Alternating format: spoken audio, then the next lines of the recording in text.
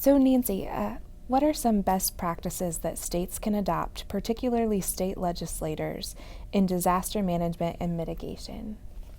Well, I think that one of the best practices that states can take is to plan for their special needs populations, those people with functional needs and support service needs, to make sure that there are plans in place for those who are vulnerable, the elderly, the homeless, people that might not be able to respond on their own, and to ensure that there are plans in place to take care of those people. They may need help evacuating people without transportation.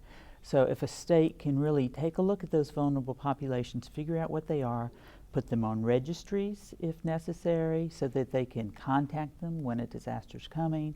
If they need assistance evacuating, they can help them evacuate.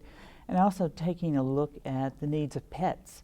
We've found that a lot of people will not evacuate if there's not a place for their pets. So in some states, in a shelter for humans, we can't allow animals other than service dogs for health reasons, for aggressive animal reasons, but to be able to work with your Department of Agriculture in your state to set up a pet shelter next door or nearby to the human shelter so that people feel comfortable leaving their homes and bringing their pets with them and knowing that they'll be taken care of during a disaster.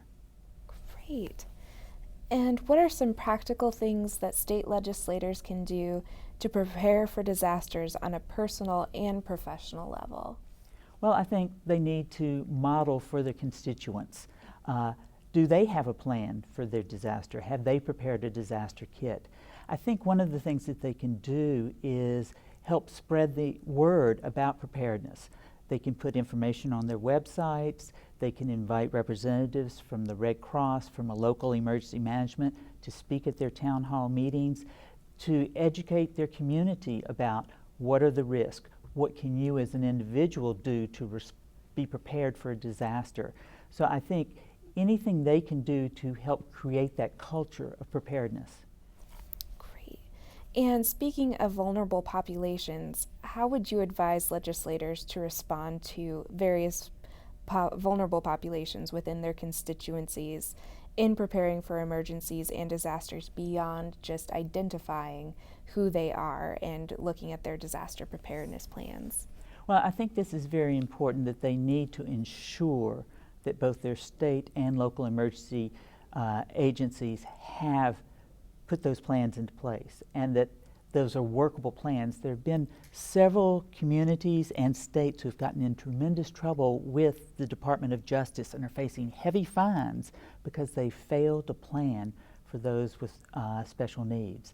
And so making sure that there are laws enacted that say that child care centers need to have emergency plans, that nursing homes need to have emergency plans, and somebody needs to review those plans and certify them. So making sure that there's some teeth behind the regulations also. Great. Thank you so much, Nancy. You're welcome.